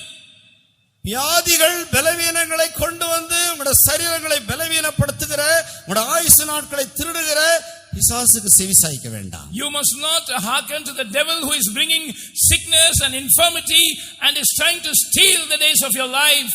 நீங்கள் சாவாமல் பிழைத்திருந்து கர்த்தருடைய நாமத்தை உயர்த்த வேண்டியவர்களாக இருக்கிறீர்கள். You are supposed not to die but to live and declare the works of the Lord and glorify his name. கர்த்தருடைய வருகை தாமதிக்குமானால் அருமையான சகோதரனே சகோதரியே, நீ ஆரோக்கியத்தோடு ஆயுசு நாட்களோடு இருப்பாய். கர்த்தர் உன்னை பலப்படுத்துவார், கர்த்தர் உன்னை உபயோகப்படுத்துவார். If the coming of the Lord tarries, brother, sister, the Lord will keep you with good health and good healing. The Lord will strengthen you. அவர் உனக்குள்ளே உன்னுடைய சரீரத்திலேயும் கூட இந்த வார்த்தை ஜீவனை கொடுக்கக்கூடிய வார்த்தையாக இருக்கிறது. His word is able to infuse life into your physical body as well. மரித்து அடக்கம் பண்ணப்பட்டு 4 நாள் ஆகி போன அந்த லாசருவை உயிரோடு எழுப்பவில்லையா? Did not God raise up the Lazarus who was dead and stinking in his grave for 4 days? அந்த கல்லறையின் அருகே நின்று கண்ணீர் விட்ட இயேசு உன்னருகே நின்று கண்ணீர் விடுகிறார். Jesus who wept at the tomb of Lazarus is standing beside you and weeping for you. அந்த கல்லறையின் அருகே நின்று, லாசருவின் கல்லறையின் அருகே நின்று பிதாவை நோக்கி கூப்பிட்டாரே, அந்த இயேசுவாகிய வார்த்தை உன்னருகே இருக்கிறார். That Jesus, who is the word of God, who stood by the tomb of Lazarus and called upon God the Father, is beside you. உன்னுடைய பிரச்சனைகள் தான் என்ன? What is your problem? உன்னுடைய தேவைகள் தான் என்ன? What is your need? நீ கடந்து போகிற சூழ்நிலைகள் தான் என்ன? What is the circumstance that you're going through? உன்னுடைய வாழ்க்கையின் போராட்டங்கள் தான் என்ன? What is the struggle in your life? இந்த தேவனுடைய வார்த்தைக்கு முன்பாக அது ஒரு பர்வதம் அல்ல, அது ஒரு தூசி. Before this word of God, it is not a mountain, it is a speck of dust. கர்த்தருடைய வார்த்தை உன் இருதயத்திலே நீ பெரிய பர்வதமாக கருதி கொண்டு வேதனையோடு இருக்கிறாயே, அந்த கர்த்தருடைய வார்த்தையானது அதை தூசியாக மாற்றிவிடு. What you reckon as a great mountain in your life and you are being grieved because of it, before the word of God, it is not a great mountain, it is a speck of dust. ஒரு சிறிய தூசி உன்மேல் விழுமானால் நீ கவலைப்படுவாயா? Will you be bothered if a speck of dust falls on you? நீ அழுது புலம்புவாயா? Will you lament and mourn? சகோதரனே சகோதரியே, உன்னுடைய பிரச்சனைகள் மலை போன்றவைகள் அல்லவே அல்ல. Brother, sister, your problems are not great like a mountain. ஏனென்றால் இந்த தேவன் உன்னை குறித்து ஒரு நோக்கம் வைத்திருக்கிறார். Because this God has a purpose concerning you. நீ அன்பிலே பரிசுத்த, அன்பிலே குற்றமில்லாத நபராக உருவாக்கப்பட வேண்டும். You must be formed as a person holy and without blame before him in love. அதற்காக இந்த தேவன் உனக்காக முன் வந்து அந்த மலைகளை எல்லாம் மிதித்து நொறுக்கி பதருக்கு ஒப்பாக மாற்றி விடுகிறார். Because of that, this God comes forward to help your cause, and he is breaking those mountains and reducing them to dust.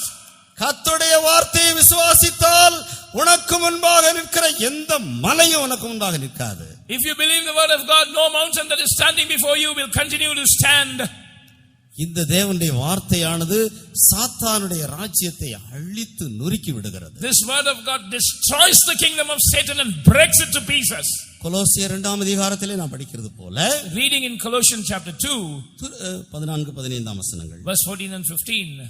நமக்கு எதிரிடையாகவும் கட்டளைகளால் நமக்கு விரோதமாகவும் இருந்த கையெழுத்தை குலைத்து அதை நடுவில் இராதபடிக்கு எடுத்து சிலுவையின் மேல் ஆணி அடித்து துரைத்தனங்களையும் அதிகாரங்களையும் உரிந்து கொண்டு வெளியரங்கமான கோலமாக்கி அவைகளின் மேல் சிலுவையிலே வெற்றி சிறந்தார்.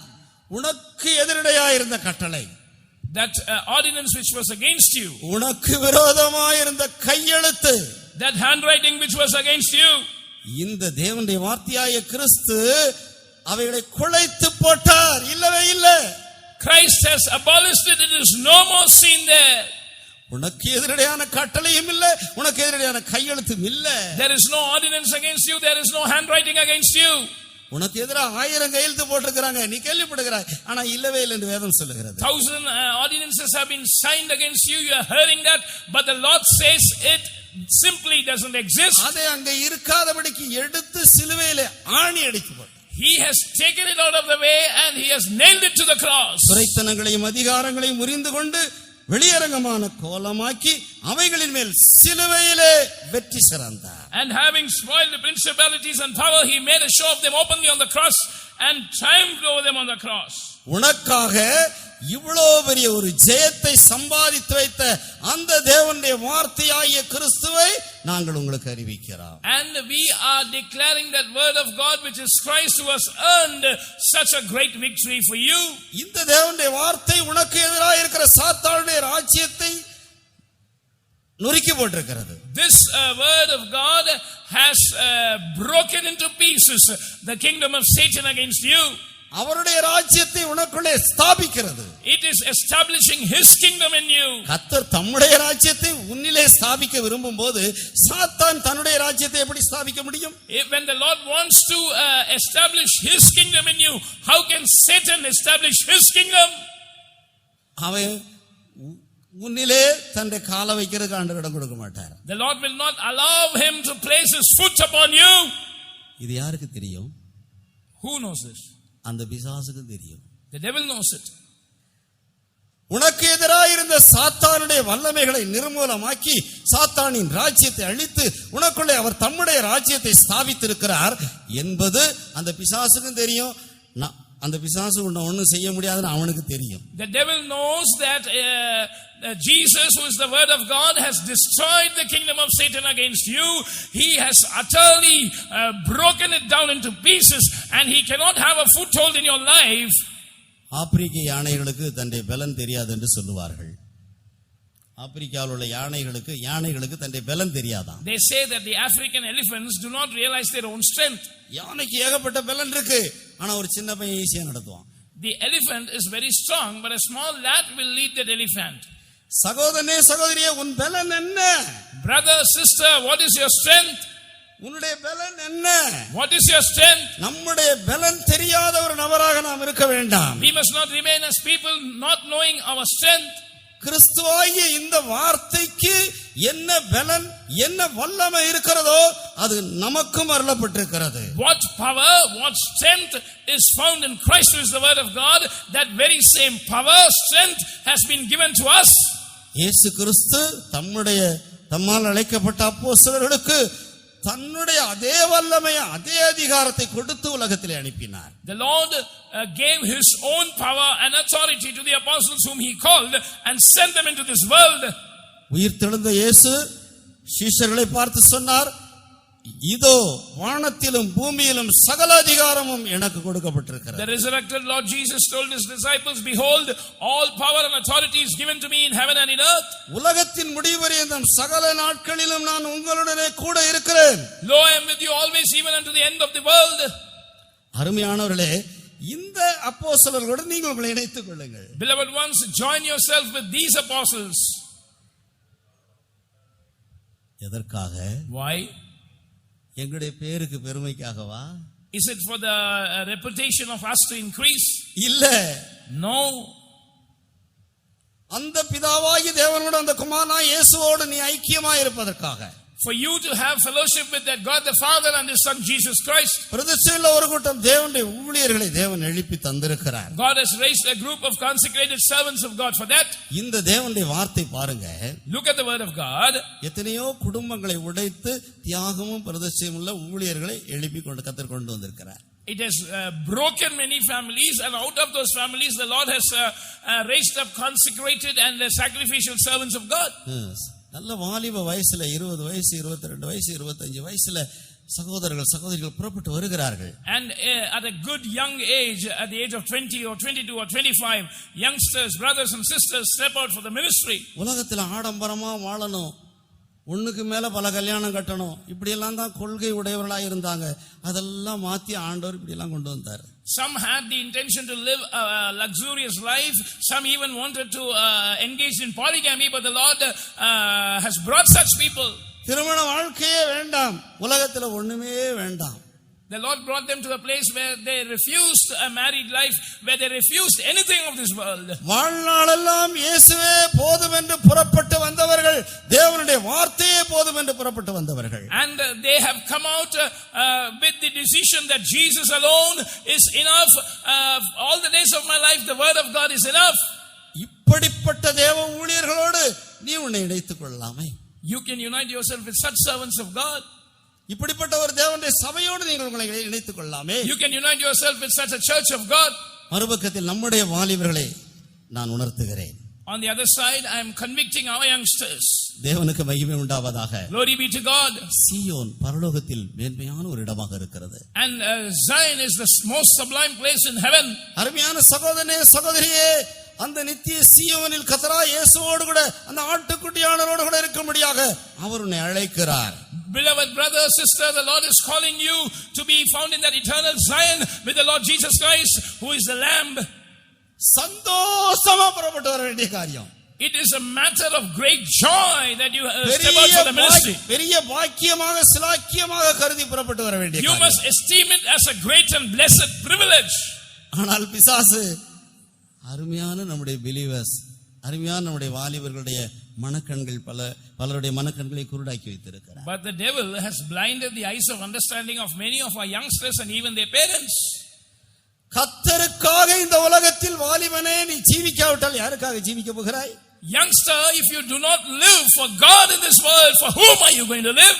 இந்த வார்த்தையாகிய கிறிஸ்துவுக்காக நீ ஜீவிப்பாயானால், if you live for Christ who is the word, இந்த உலகத்திலே கர்த்தர் உன்னை கொண்டு பெரிய காரியங்களை செய்வார். the Lord will do great things through you in this world. ஒரு சில நபர்களுக்கு மாத்திரமல்ல, முழு உலகத்திற்கும் நீ ஆசீர்வதிக்கப்பட்ட நபராக இருக்க வேண்டும் என்று கர்த்தர் விரும்புகிறார். The Lord desires that you must be a blessing not to a small group of people but to the whole world. மாத்திரமல்ல, நித்தியத்தில் கிறிஸ்துவோடு கூட நீ காணப்பட வேண்டும் என்று விரும்புகிறார். Not just that, he wants you to be found with Christ in eternity. இப்பொழுது நாம் எல்லாரும் முழங்காலிலிருந்து நம்முடைய கண்களை மூடுவோமாக. Let us all be on our knees and close our eyes. முழங்காலில் இருக்க என்றவர்கள் முழங்காலிலிருந்து நம்முடைய கண்களை மூடுவோமாக. Those who can be on your knees, be on your knees and close your eyes. சகோதரனே சகோதரியே, சில வினாடிகளை கூட நீ வீணாக்க வேண்டாம். Brother, sister, don't even waste a few seconds. அந்த வினாடிகளும் கூட உன் வாழ்க்கையிலே பெரிய ஆசீர்வாதங்களை கொண்டு வரும். Even those few seconds can bring a great blessing into your life. தேவனுக்கு ஒப்புக் கொடுங்கள்.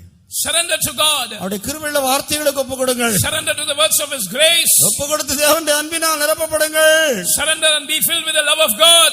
துயரத்துக்கு பதிலாக ஆனந்த தைலத்தினால் அபிஷேகம் பண்ணுகிறார். The Lord is anointing you with the oil of gladness in the place of mourning. அழுகையின் பள்ளத்தாக்கை உருவ நடந்து நீரூற்றாக மாற்றிக் கொள்கிறார்கள். They go through the valley of Baca and make it a pool of water. அழுகையின் பள்ளத்தாக்கை ஆனந்த சந்தோஷத்தின் பள்ளத்தாக்காக மாற்றுகிறார்கள். The valley of tears, they turn it into the valley of exceeding gladness. சஞ்சலம் தவிப்பு ஓடி போகும். Oh, sorrow and sighing shall flee away. சந்தோஷமும் மகிழ்ச்சியும் அடைவாய். They shall have joy and gladness.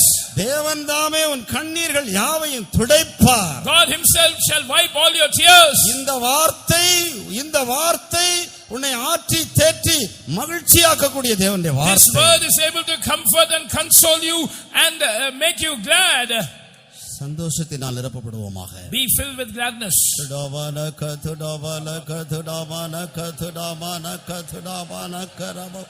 அப்பா பிதாவே, அப்பா பிதாவே, அப்பா பிதாவே, அப்பா பிதாவே, உமக்கு ஸ்தோத்திரம். அப்பா பிதாவே,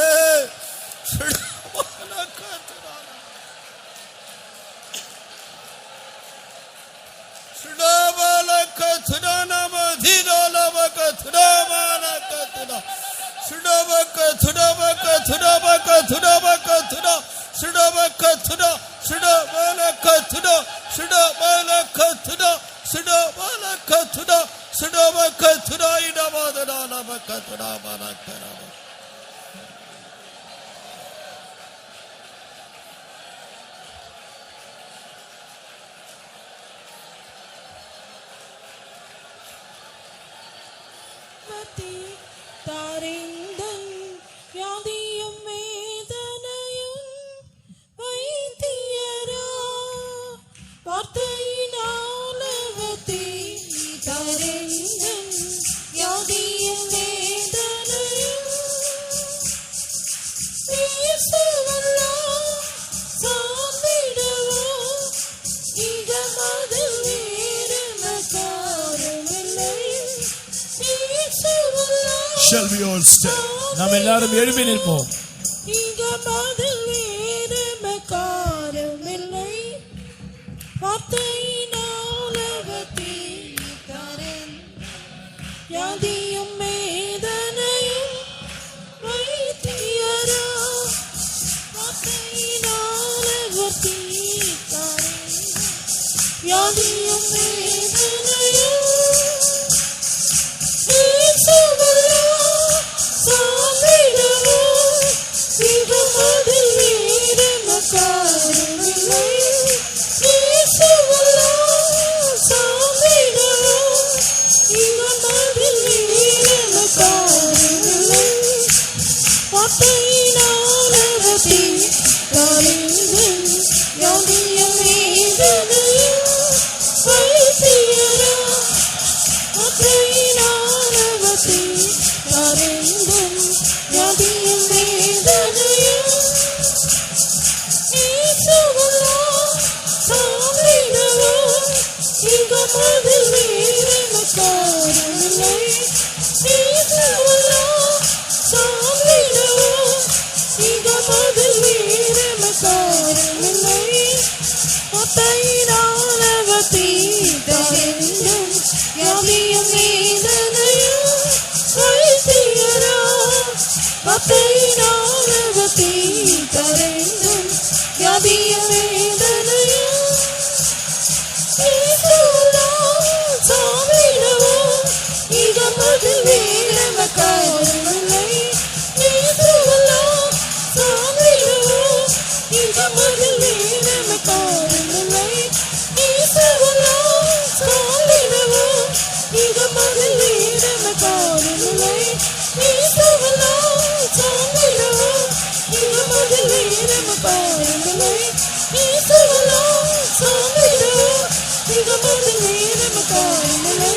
இயேசுவல்லா சாந்திடவோ இகமதில் வேறு மகாரமில்லை. இயேசுவல்லா சாந்திடவோ இகமதில் வேறு மகாரமில்லை. இயேசுவல்லா சாந்திடவோ இகமதில் வேறு மகாரமில்லை.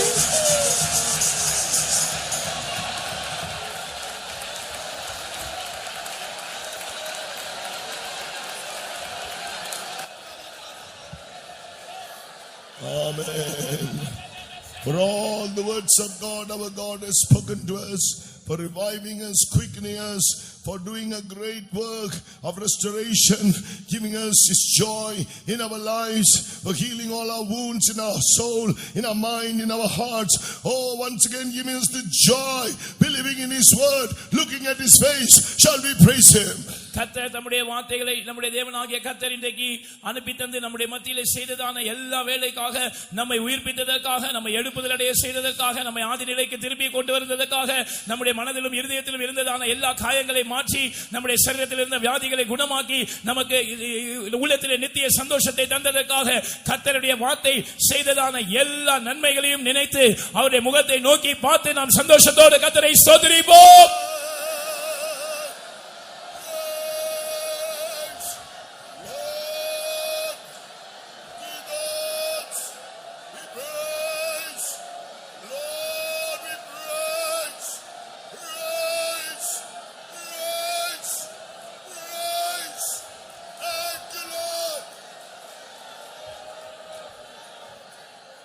Through this same word, He is comforting our hearts. He is doing a work of healing in our body. He is destroying Satan's power.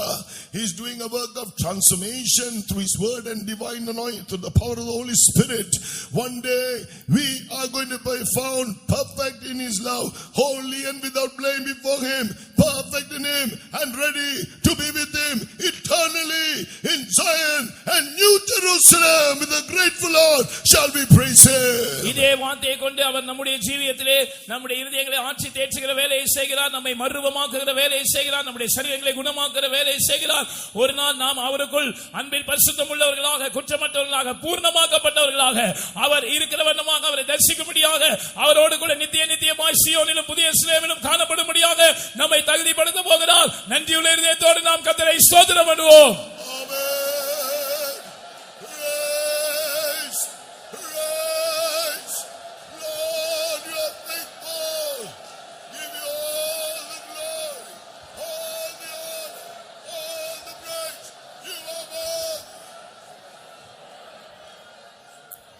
Let us pray. பிதாவே, பரிசுத்தம் அன்பு இறக்கும் நல்ல தகப்பனே, நாங்கள் ஸ்துதிக்கிறோம், ஸ்தோத்திரிக்கிறோம். நீ ராஜாதி ராஜாவாய், தேவாதி தேவனாய், மகிமை பொருந்திய தேவனாய் இருக்கிறதுனால ஸ்துதிக்கிறோம், ஸ்தோத்திரிக்கிறோம். இந்த பட்டணத்தை நேசித்து கர்த்தாவே, இந்த இடத்திலும் கன்வென்ஷன் தந்திரக்காய் ஸ்தோத்திரம். முதல் நாள் கூட்டத்திலான பொறுப்படுத்தி ஆசுத்தவனா ஸ்தோத்திரம். இரண்டாம் நாளையும் கொண்டு வந்து கர்த்தாவே, காலை எழுந்த எல்லா கூட்டம் நடத்தி ஆசுத்தவனா ஸ்தோத்திரம். இந்த மாலை வேலையும் கர்த்தாவே, வாக்குமர நல்ல தெய்வமாய், மகிமை பொருந்தியவனாய், மகிமையோடு மத்திய எழுந்தக்காய் ஸ்துதிக்கிறோம், ஸ்தோத்திரிக்கிற கர்த்தாவே ஸ்தோத்திரம். பாட்டு ஊழியத்தெல்லாம் ஆசு தந்தீர், ஜீவல்ல சாட்சியை தந்தீர், அதுக்காக ஸ்துதிக்க ஸ்தோத்திரிக்கிறோம். எங்களுக்கு தேவையான வான மன்னாவை, ஜீவ போஜனத்தை, ஜீவ அப்பத்தை தந்திரே, அதுக்காக ஸ்துதிக்கிற ஸ்தோத்திரிக்கிற கர்த்தாவே ஸ்தோத்திரம், ஸ்தோத்திரம். தாவே, ஆதியில வானத்தையும் பூமியில் சிருஷ்டித்தீர், எல்லாம் ஒழுங்கா நன்மையா இருந்தது. ஆனால் விழுந்து போன தூத கூட்டங்கள் அது ஒழுங்கின்மை வெறுமையை கருத்து போட்டது. மீண்டுமாக உண்டாக்கினி நல்லது என்று கண்டீரே.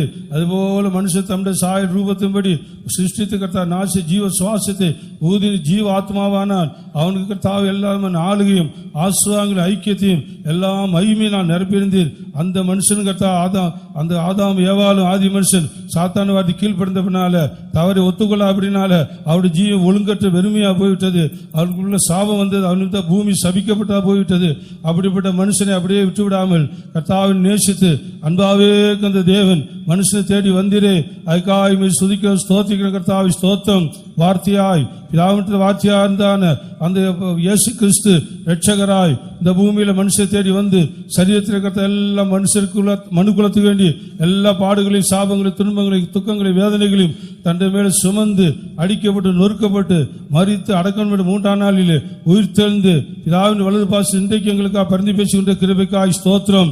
அந்த ஜீவ வார்த்தை எங்களுக்காக கொடுத்ததுக்காய் ஸ்தோத்திரம். கர்த்தாவே, இந்த வசனங்கள் வெளிப்பட்டு பல ஆயிரம் வருஷங்கள் ஆனாலும் யார் மூலம் வெளிப்படுத்தி கொடுத்தப்பட்டு அவர்கள் இந்த பூமியில இல்ல தாத்தா இளைப்பாறு பிரவேசித்தாலும் அந்த வசனம் இன்றைக்கு பேசிக் கொண்டிருக்கிற ஸ்தோத்திரம். அது ஜீவன் உள்ளதாய் வல்லமை உள்ளதாய் இருபுறம் கருக்குள்ள எந்த பட்டயத்தை காட்டிலும் கற்கானதாய் கர்த்தாவே ஆவியையும் ஆத்மாவையும் கணுக்களையும் அணுவை உருவ குத்துறதா இருக்கிறதாகும், வேறு பிரிக்கிறதா இருக்கிறதாகும், ஆத்மாவையும் வகைய ஆகிய யோசனைகளை வகையறுக்கிறா இருக்கிறதுனால ஸ்துதிக்க ஸ்தோத்திரிக்கிறோம். அந்த ஜீவ வார்த்தைகளை தந்திரே, அந்த வார்த்தையை பெற்று அனுபவிக்கிறதான இப்படிப்பட்டான கூட்டத்தோடு அப்படி ஊழியம் செய்ததான பிரதிஷ்டப்பட்ட ஊழியக்காரோடு நாங்கள் ஐக்கியம் கொள்ள முடியாத பாக்கியம் தந்திரக்காய் ஸ்தோத்திரம். தாவே நம்முடைய தாசன் சொன்னது போல நாங்கள் காதில் இருந்ததும் நாங்கள் கண்டதும் கேட்டதும் கண்களினால் கண்டதும் தொட்டு பார்த்ததுமா ஜீவ வார்த்தை உங்களை அறிவிக்கும் சொன்ன போல இன்று ராத்திரி வேளையிலும் அந்த ஜீவ வார்த்தை அறிவிக்கும் வாக்கியங்களை தந்திரக்காய் ஸ்துதிக்கிறோம் ஸ்தோத்திரிக்கிறோம். இதை கேட்டிருக்கிறான் ஒவ்வொரு ஜீவத்தையும் கர்த்தாவே ஜீவன் உண்டாகட்டும், வல்லம் உண்டாகட்டும் கர்த்தாவே. அனாதி நோக்கம் கர்த்தாவே எங்களுக்கு குறித்த நோக்கம் உலகத்தோடு நாங்கள் தெரிந்து கொண்டிலே கிறிஸ்துவிலே நாங்கள் அன்பிலே குற்றமற்றலும் பரிசுத்தமாக கிறிஸ்துக்களை எங்கள் தெரிந்து கொண்டிலே அந்த நோக்கம் நிறைவேற்றப்பட வேண்டும். ஆனப்படி எங்களுடைய ஐக்கியமும் இந்த பரிசுத்த ஐக்கியத்தை உறுதியா இருந்து சத்தியத்தை உறுதியா இருந்து கர்த்தாவே நாங்கள் சந்திக்க ஆயத்தமாக உதவிச்சும் சத்தியத்தை சத்தியம் உங்களை விடுதலாக்க சொன்னீர்.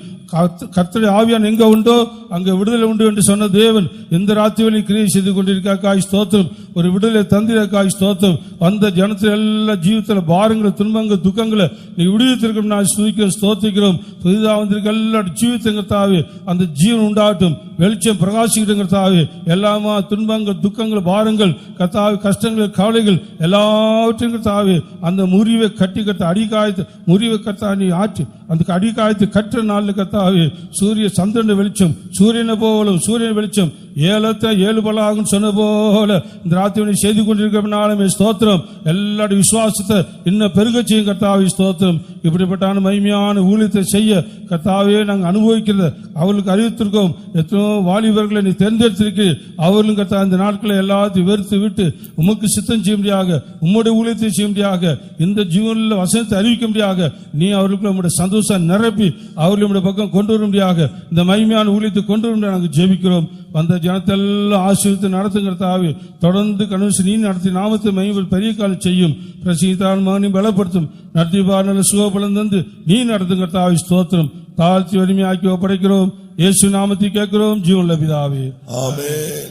Now may the grace of our Lord Jesus Christ, the love of God the Father, and the sweet fellowship of the Holy Spirit rest and abide with each and every one of us until Jesus appears in all his glory.